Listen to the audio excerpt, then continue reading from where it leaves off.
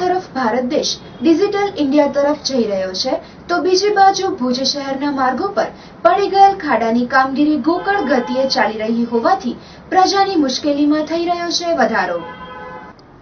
ભુજ શહેરના વિવિધ વિસ્તારોમાં રોડ પર ખાડા પડી ગયેલ છે, પરંતુ નગરપાલિકા તંત્ર દ્વારા આ બાબતે કોઈ પણ જાતના પગલાં લેવાની કાર્યવાહી માત્ર નામ પૂરતી જ કરાઈ છે, પરંતુ ત્યારબાદ જૈસે થે તેવી જ સ્થિતિ થઈ ગઈ છે।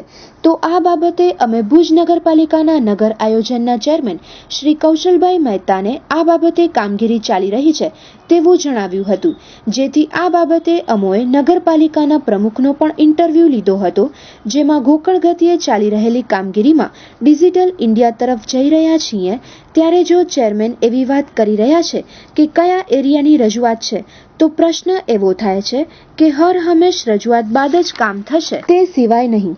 તો ભુજના ધારાસભ્યનો સંપર્ક સાધતા તેઓ મીટિંગમાં હતા તેવો મેસેજ આવ્યો હતો, જેથી ભુજના 56 કિલોમીટરના વિસ્તારના ખાડાઓ પૂરવામાં તંત્રને કેટલો ટાઈમ લાગશે તે એક વિચારવાલાયક પ્રશ્ન છે।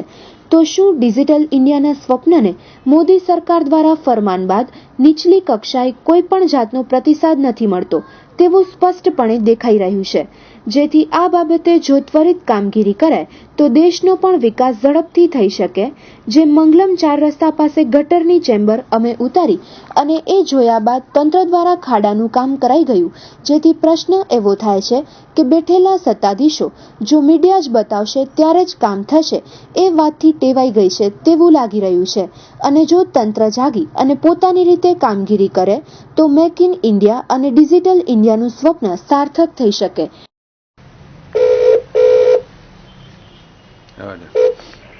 हेलो नमस्कार कौशल भाई। नमस्कार कच्छ के न्यूज में राजू बोलूं। हाँ बोलो ने। वो आना बाजू बांधकाम समिति रोड ना जे खाडाओ पड़ेला छे ई पूरવાનું કામ તમારા અંડર માં આવે? હા તો સાહેબ કેટલા સમય લાગશે એને રોડ ના ખાડા પૂરવામાં? ચાલુ છે ને અત્યારે ડીઓ ડામર રોડ નો ચાલુ છે ને સિમેન્ટ ના ચાલુ છે, જ્યાં જ્યાંથી અમને રજૂઆત આપી જાય હા એ પ્રમાણે બધી જગ્યાએ કામ કરતા જાય। 56 કિલોમીટર માં ભુજ આવેલું છે।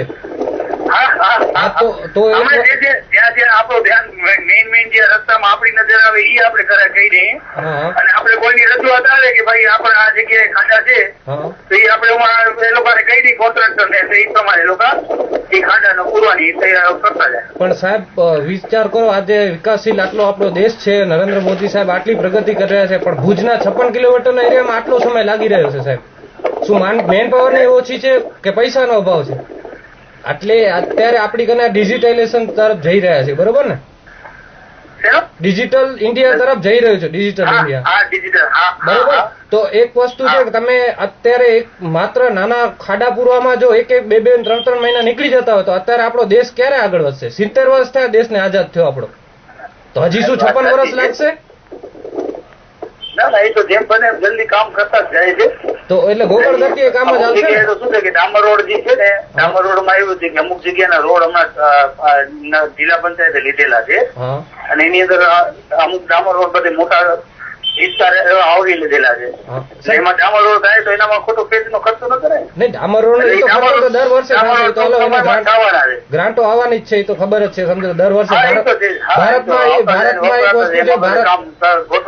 ભારતમાં એક તમારો હોય તો અમારો ધ્યાન દોરવાનું, અમે પણ એમાં કામ કરાવશું સાહેબ। અમે આખા એરિયામાં એટલે સાહેબ તમે ભુજમાં એમ નથી કેતો, તમે ભુજમાં અત્યારે રહ્યો છો બરોબર, તો તમને ખબર નથી કે કયા એરિયામાં ઓલા ખાડા પડે? એટલે મીડિયા તમને બતાડે તો જ તમે કામ કરશો? ના ના, મીડિયાનો કોઈ સવાલ જ નથી ને, અમે તો જ્યાં જ્યાં અમને નજરમાં હતા એ અમે બધે કરાવતા જ જઈએ છીએ। બાકી તો હવે વાંકા ભુજ ની અંદર તો બધી જગ્યાએ નજર આપી કદાચ ન પહોંચી હોય તો લોકો પણ આપણે ધ્યાન દોરે તો આપણે કરી શકીએ ને। પણ સાહેબ 56 કિલોમીટર નો ખાલી એરિયા છે, ખાલી 56 કિલોમીટર એટલે 56 કિલોમીટર નો મોટો એરિયા છે, એટલે જ વાત છે કે લોકો પણ અમારું ધ્યાન દોરે તો અમે કામ કરવા તૈયાર જ છીએ ને। હા તો અત્યારે મંગલમ કને છે એ ખાડા નથી પૂરાના, બરોબર ને? કેટલો ટાઈમ થયો? પછી હોસ્પિટલ રોડ છે, હોસ્પિટલ રોડ તમે પૂરી નાખેલો છે એક જગ્યાએ, કઈ કીધેલો છે, હજી પણ પાછું આજે ધ્યાન દોરી દઉં છું, બરોબર? એટલે કેટલો સમયમાં થશે આશરે તમારા હિસાબે? અઠવાડિયા 10 દિવસમાં એ ખાડા થઈ જાય, બરોબર? મંગલમ એરિયામાં કે છે અઠવાડિયા 10 દિવસમાં થઈ જાય। Okay sir, thank you. તેમજ ભુજ શહેરના વિસ્તારો સાફ સફાઈ બાબતે જો તંત્ર દ્વારા થોડીક કડકાઈ તેમજ મહેનત કરે તો ભુજ શહેર વિસ્તારની સાફ સફાઈ પણ જલ્દીથી થઈ જાય તે બાબતે અશોકભાઈ હાથી પ્રમુખ સાથે વાત કરતા શું જણાવે છે તે નિહાળીએ.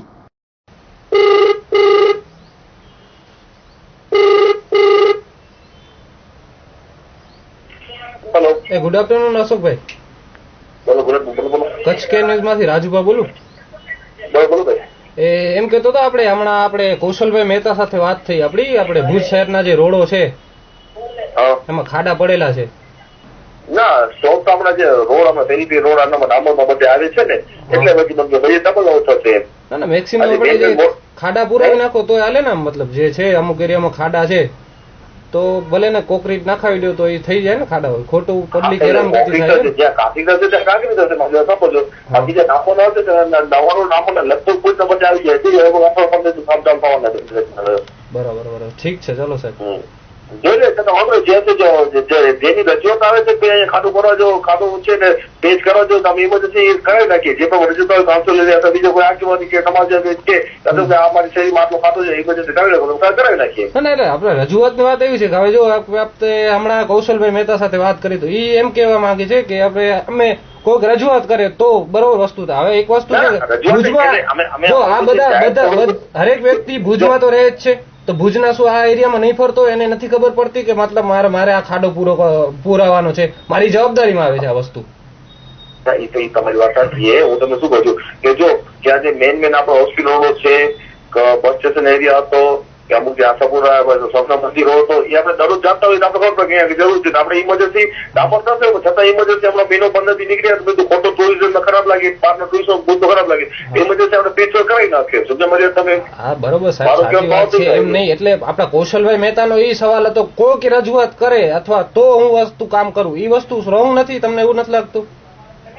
આનામાં છે ને એ કૌશલભાઈ એક રીતે તમે તમારી સાથે કૌશલ બોલો કે ભાઈ અમે જો સમજી લો કે બાંધકામ સમિતિના ચેરમેન છે તો હું તો પ્રમુખ મને કે ભાઈ એથી આપણે દરરોજ આપણે બુજ ફરતા હોઈએ. હા પણ સાહેબ કોક દિવસ તો નીકળ્યા છો ને. આજે આ ખાડાઓ પડેલા છે એના દિવસો કેટલા થયા? એ તો કોઈ ગટર નું કામ કરે, કોઈ પાણી નું કામ કરે.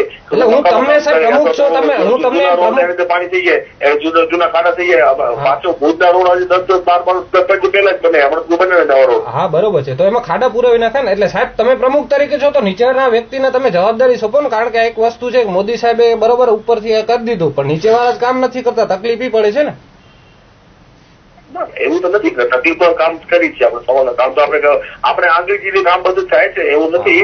પછી આપણે જોયું સર્વે કરેલું તમારી પાસે રજૂઆત આવી રજૂઆત સાહેબ હું એક ભુજનો નાગરિક છું. ને ભુજ શહેર 56 કિલોમીટર એ મારું જ છે. હું ભુજનો નાગરિક છું બરોબર. તો મારે આખું ભુજ જવું છું ને હું શું કામ એરિયા જવું? આપણે મારી એક રજૂઆત મારી વાત એમ છે કે હું એક ભુજનો એક નાગરિક છું, સામાન્ય નાગરિક છું અને મારું આખું ભુજ શહેર છે એના આખા ભુજ શહેરના ખાડા પુરાવા જોઈએ. મારી એવી રજૂઆત છે. હા તો મારું તો નહીં ભાવ થાય છે કે હમણાં જે 56 કિલોમીટર ભુજ એરિયો એનામાં જેટલા ડામર રોડ છે ને પેરીફેરીઓ ડામરના રોડ એ જિલ્લા પંચાયત 9.5 કરોડના ખર્ચે આખા ભુજના રોડ થાય છે. મારી વાત પડજો એ અઠવાડિયે 10 દીમાં વધીને 15 મહિના દિવસની અંદર રોડ બધે ચાલુ થઈ જશે. ઓકે હા તો એનામાં લગભગ ખાડા પુરાઈ જશે. બાકી જે સીસી વર્ક છે જ્યાં બાકી છે સીસી વર્ક જે પેજ વર્ક છે એ અમે નગરપાલિકા પૂરો કરી નાખશું. ઓકે ચાલો સાહેબ જોઈશું. હાલો બરોબર ને. Thank you.